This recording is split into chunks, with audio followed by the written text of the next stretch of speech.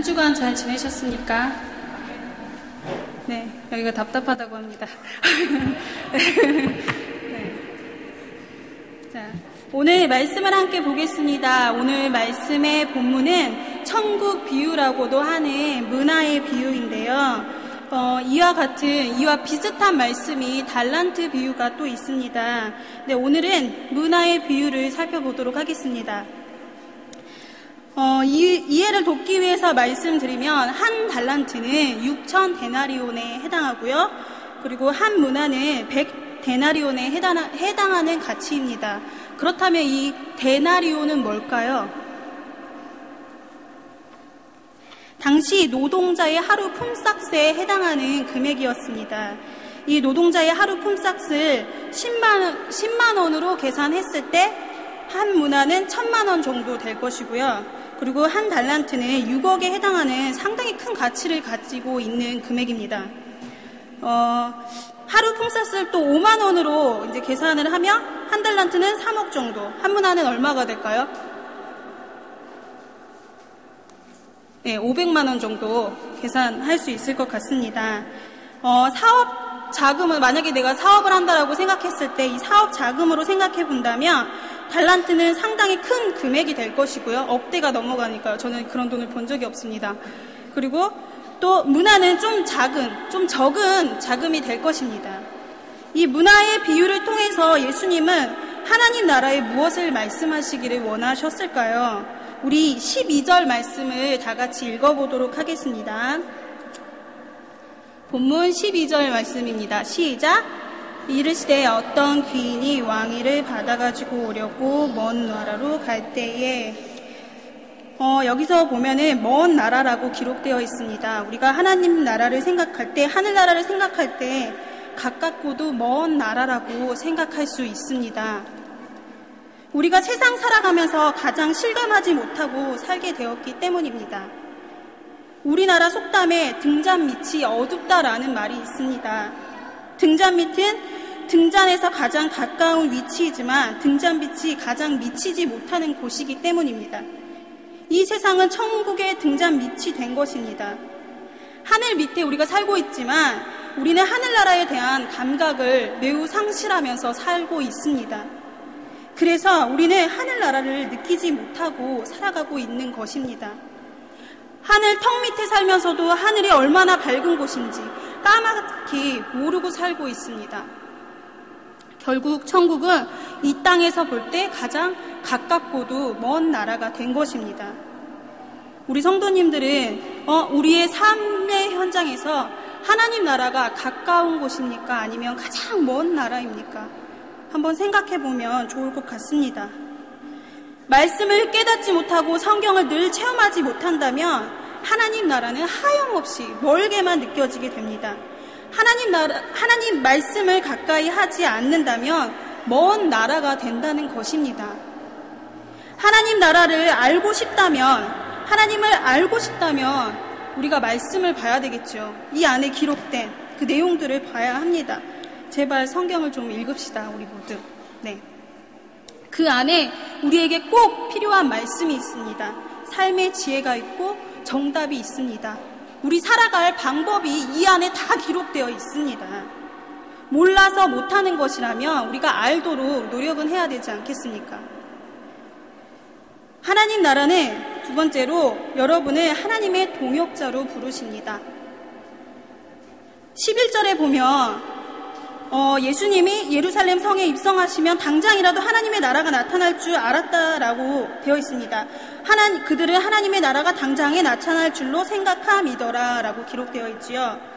그런데 예수님께서 이 비유를 통해서 우리에게 주시는 메시지는 하나님 나라는 하나님의 임재와 역사를 통해서 이루어지지만 하나님께서 그 사명을 위임해 주신 사람들이 열심히 사업을 함으로 하나님의 사업을 함으로 세워져 가는 나라라는 것입니다. 하나님께서 붙이고 장구치고 혼자 다 하시는 것이 아닙니다. 하나님은 인간을 창조하실 때 인간을 그저 장난감으로 만드시지 않으셨습니다. 그냥 예쁜 선반 위에 올려놓은 그런 예쁜 장식품으로 만드신 것이 아닙니다. 하나님은 사람을 하나님의 형상대로 창조하셨고 또한 하나님은 사람을 하나님의 동역자로 창조하셨습니다. 이 얼마나 감사한 일입니까? 동물을 만드셨지만 그 이름은 누가 지었죠? 누가 지었죠? 네, 사람, 아담이 지었죠. 하나님은 하나님의 나라를 자녀들에게 유업으로 주시기를 원하실 뿐 아니라 그 나라를 자녀들이 직접 경영하시기를 원하십니다. 그러나 사람들은 예수님만 임하시며 하나님만 임하시면 갑자기 하나님의 나라가 세워질 거라고 생각했습니다. 전혀 하나님을 향한 충성이나 헌신은 준비되지 않은 상태였습니다. 그래서 주님이 안타까운 마음으로 오늘 비유의 말씀을 하신 것입니다. 그런데 주님은 하나님의 사업을 하라고 말씀하시면서 어느 정도까지라고 하셨을까요? 우리 13절에 그 정답이 나와 있습니다. 어느 정도까지입니까? 어느 정도까지입니까? 13절에 보면 그 종 열을 불러 은하 10문화를 주며 이르되 내가 돌아올 때까지입니다.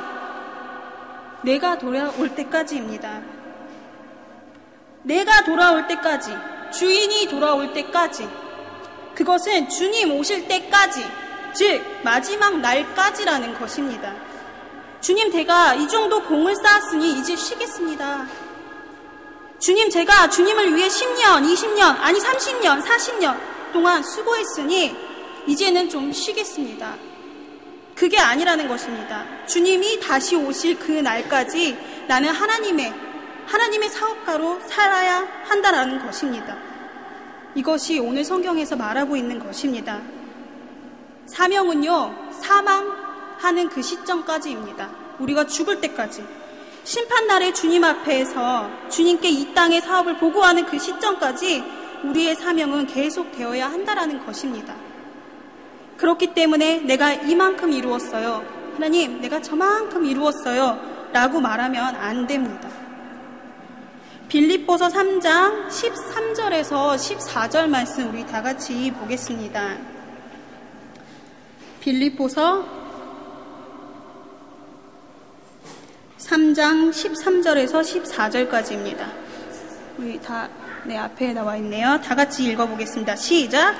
형제들아, 나는 아직 내가 잡은 줄로 여기지 아니하고 오직 한 일, 즉 뒤에 있는 것을 잊어버리고 앞에 있는 것을 잡으려고 표대를 향하여 그리스도 예수 안에서 하나님이 위에서 부르신 부름의 상을 위하여 달려가노라. 누가 한 말씀일까요? 누가 한 말씀일까요? 이 말씀은 네, 사도 바울이죠.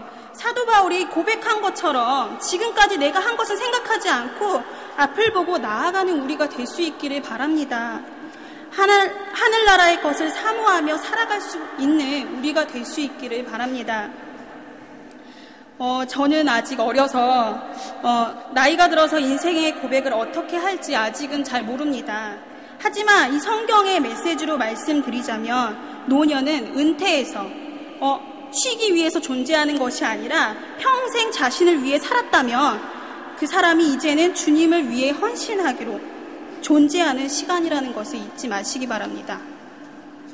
하나님은 우리에게 평생을 주님 앞에 서는 그날까지, 주님 오시는 그날까지 주님의 사업을 감당하는 사람으로 우리를 부르셨습니다.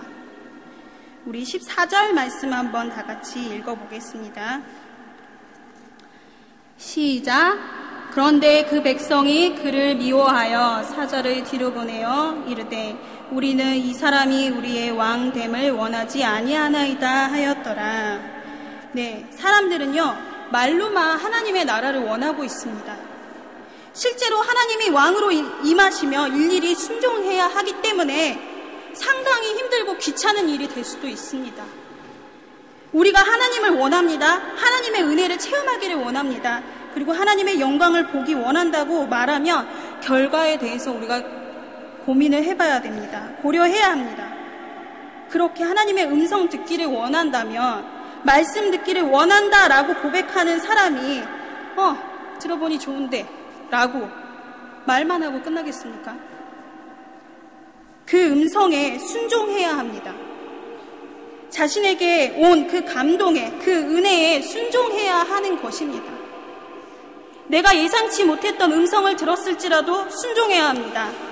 은혜에 체험했다면 그 은혜에 합당한 삶의 헌신이 되어야 합니다. 우리는 간혹 설교를 듣고 이런 이야기를 하죠. 은혜 받았습니다 라고. 근데 은혜 받았다는 것은 그대로 살기를 원한다라는 것입니다. 우리에게 말씀을 통해 받은 은혜가 흘러야 합니다.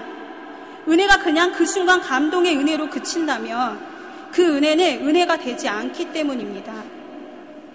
사람들은 하나님의 영광을 체험하기 원합니다. 하나님에 대해 알기 원합니다. 그렇지만 그 다음은 생각하지 않습니다. 헌신하지 않습니다. 하나님의 나라는 하나님께서 통치하시는 나라입니다. 하나님 나라는 하나님이 통치하시고 인간은 충성하는, 우리는 충성하는 그런 나라입니다. 하나님은 말씀하시고 우리는 순종하는 나라입니다. 그곳이 하늘나라입니다. 하지만 인간은 성령 충만하고 은혜 체험하고 싶지만 자기 자신, 자기 주도권을 포기하고 싶지 않습니다. 은혜 충만하고 또 성령 충만하다는 것은, 성령이 흘러 넘칠 만큼 충만하다는 것은 내 안에 있는 세상적인 자랑과 유익이 완전히 빠져나가는 것을 의미합니다. 그런데 그것은 싫은 것이지요. 모순입니다. 주님과의 관계에서 축복은 좋지만 순종이나 헌신은 싫습니다. 주님, 다른 데 가서 알아보세요. 저는 원하지 않습니다. 주님, 부담스럽네요 라고 우리가 고백하고 있는 것입니다. 여러분은 하늘나라를 말로만 원하는 것이 아닌지 혹은 진심으로 원하고 있는지 우리가 깊이 한번 고민해 보면 좋을 것 같습니다. 그 뒤에 어떠한 헌신을 감당하고라도 하나님의 임재를 원합니다. 하나님 나라를 원합니다. 무엇을 말씀하시든 간에 순종하겠습니다 라고 고백할 수 있는 우리 이곳에 모인 모두가 될 수 있기를 바랍니다. 우리 15절 한번 같이 읽어보겠습니다. 시작. 주인이 왕위를 받아가지고 돌아와서 은하를 준 종들이 각각 어떻게 장사하였는지를 알고자 하여 그들을 부르니, 하나님 나라는요, 확인하고 정산하는 그런 날이 옵니다. 사업도 진행을 했으면 수입 보고를 하고 회계 보고를 하고요. 또 학생도 한 학기 공부를 했으면 무엇을 보지요? 시험을 보지요. 네, 시험을 봅니다. 하나님 앞에 서서 우리도 인생을 얼마나 순종하였는가, 순종하며 살았는가 보고해야 되는 그런 날이 올 것입니다. 구체적으로 10문화를 나누어 주었던 종이 어떻게 보고했는가 우리 본문을 살펴보면 16절 이하에 나와 있는데요. 첫 번째 종은 한 문화로 몇 문화를 남겼습니까? 10문화를 남겼습니다. 두 번째 종은 한 문화로 몇 문화를 남겼죠? 네, 5문화를 남겼습니다. 세 번째 종은요? 네, 한 문화 그대로 가지고 왔습니다. 수건에 싸두었다가 한 문화 그대로 가지고 왔습니다. 그때 주인이 이야기하지요. 23절에 보면 은행에 맡기기라도 해서 이자라도 붙이지 그랬냐 라고 주인이 이야기합니다. 이 결과를 통해 주시는 교훈이 있습니다. 주님은 우리에게 성공을 원하시는 것이 아닙니다. 네가 이 사업을 해서 돈을 왕창 벌어, 네가 이 땅을 모조리 사버려, 이렇게 원하시는 것이 아닙니다. 그럼 무엇을 원하실까요, 하나님께서?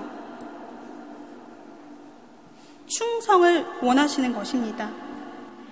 하나님 나라에서는 충성이 곧 성공이기 때문입니다. 결과는 하나님이 책임지십니다. 하나님의 일을 할 때 과정은 우리가 책임지고 열심히 하고 최선을 다해서 이 과정은 우리가 책임을 지고 결과는 누가 책임지신다고요? 하나님께서 책임지시는 것입니다. 하지만 사람들은 반대로 생각합니다. 결과는 우리가 책임지고 과정을 하나님께 책임지라고 말합니다. 오 하나님, 나는 내가 하는 일이 하나님의 일이든 세상 일이든 내가 하기 때문에 성공했으면 좋겠습니다. 욕심이 있는 거죠. 결과는 내게 있고 다만 그것을 성공하기 위해서 모든 과정에서 하나님이 개입하셔서 잘 도와주셔야 되겠습니다. 라고요.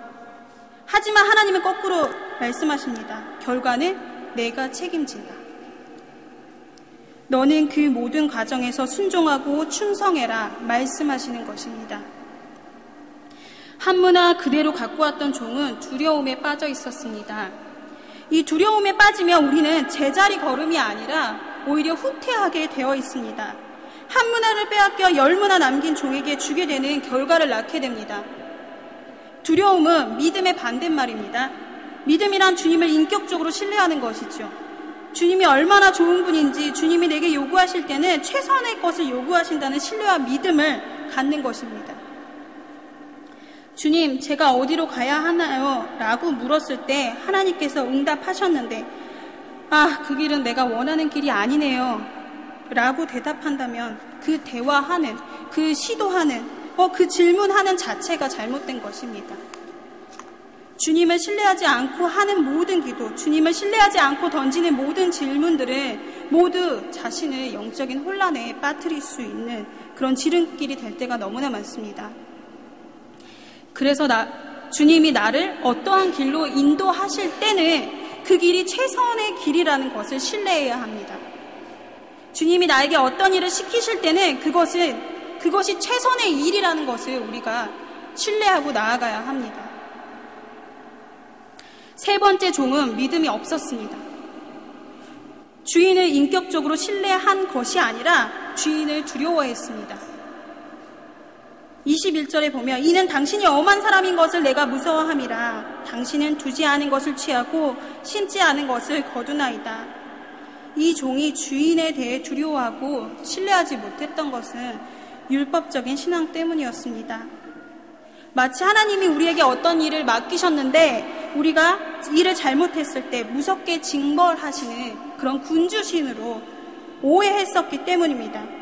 그래서 수많은 유대인들이 율법에만 매여서 진정한 내면의 고백이 없었고 삶의 실천이 없었던 것입니다. 사람이 두려움에 빠지면 정반대의 결과가 나타나게 되어 있습니다. 내가 이번 시험을 잘 봐야 되는데 시험을 잘 봐야 되는데 다가오는 시험이 두렵습니다. 그러면 시험을 잘 보나요? 두려움에 앞서게 되면 자기가 원하는 결과와 정반대의 결과를 얻게 되어 있습니다. 무대에 처음 올라서는 연주자가 내가 이 연주를 잘해야 되는데 내가 이 연주를 잘해야 되는데 하다 보면 정반대의 결과가 오게 되어 있는 것입니다. 지금 이곳에 서 있는 저도 마찬가지입니다. 설교를 잘해야 되는데 라고 생각을 하게 된다면 마치 여러분의 모습이 저를 마치 판단하는 그런 모습으로 보이게 될 것입니다. 여러분, 무력해야지, 우리가 힘이 빠져야지 부력이 생기는 것입니다. 내 힘을 내려놓아야 하나님이 부력을 일으키십니다. 처음 수영을 배울 때 물에 빠지는 것이 너무 두렵습니다. 물에 빠지기 싫어서 몸에 힘을 주게 되고 몸에 힘을 주게 되는 순간 물에 빠지게 되어 있습니다. 저도 물을 굉장히 무서워하는데요. 바다를 무서워해요. 근데 공교롭게도 몇 달 전에 스노클링도 해보고 스쿠버 다이빙도 해봤습니다. 근데 스노클링은 튜브처럼 생긴 막대기가 있어가지고 그걸 잡고 가니까 이제 할만했어요. 이제 물속으로 안 들어가니까요. 근데 이 산소통을 메고 바다로 한 계단 한 계단 내려가는데 마치 저를 누군가 미는 것 같고 이렇게 잡아당기는 것 같은 느낌이 드는 거예요. 그러니까 제가 두려웠던 거죠, 바다가. 파란 바다를 보는 순간 너무 두려웠습니다. 그래서 나는 못하겠다, 올라가겠다 라고 해서 이제 포기를 하고 말았는데요. 두려움이 앞섰던 것입니다. 누가 나를 누르지도 않았는데 당기는 것 같고 마치 누르는 것 같고 그런 기분이 들었던 거죠. 몸에 힘을 빼야 합니다. 우리는 이렇게 마음에 두려움을 내려놓지 못하고 살고 있습니다. 왜냐하면 내가 살기 위해서입니다. 내 인생이기 때문에 이 사업이 잘 돼야 하는데, 내 인생이기 때문에 이 시험을 잘 봐야 되는데, 내 인생이기 때문에 이 관계가 잘 돼야 되는데, 나 때문이 아닌 하나님 때문에 움직이는 우리가 되기를 소망합니다. 여러분, 결과를 하나님께 맡기십시오. 두려워하지 마십시오. 이 인생에 내가 아무리 노력할지라도 결과를 하나님이 맡아주시지 않으면 아무 소용이 없습니다. 결과는 하나님이 책임지십니다. 결과는 감독이 책임지는 것입니다. 선수가 경기의 결과까지 책임지려고 하면 그 경기는 망치게 되어 있습니다. 선수는 감독을 신뢰하고 감독의 전략과 지시에 따라서 열심히 플레이하면 되게 되어 있습니다.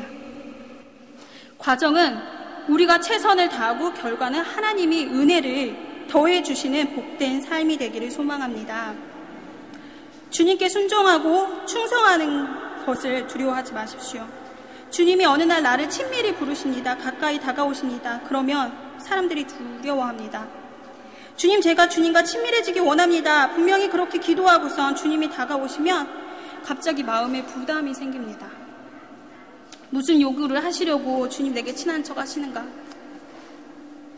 두려워하지 마십시오. 하나님께 여러분의 인생을 맡기십시오.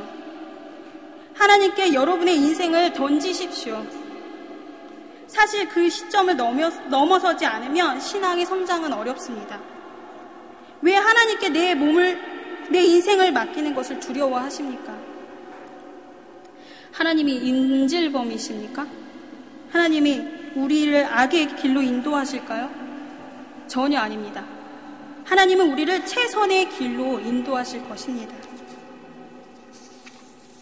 하나님은 우리에게 헌신을 요구하시기 전에 그분의 아들인 예수 그리스도를 우리를 위해서 십자가에서 진정한 헌신을 보여주셨습니다. 두려워하지 마십시오. 하나님께 인생을 맡기는 것만큼, 하나님께 순종하고 복종하는 삶만큼 복된 삶은 없습니다. 여기에 모인 우리 모두가 하나님께 순종하고 충성하는 이들이 될 수 있기를 소망합니다. 말씀 한 구절 더 보겠습니다. 고린도전서 4장 2절 말씀인데요. 우리 다 같이 큰 소리로 읽어보겠습니다. 시작! 그리고 맡은 자들에게 구할 것은 충성이니라. 오늘 말씀의 제목이지요. 하나님의 나라는요, 똑똑한 사람들이 세워가는 것이 아니라 이 충성스러운 사람들이 세워가는 것입니다.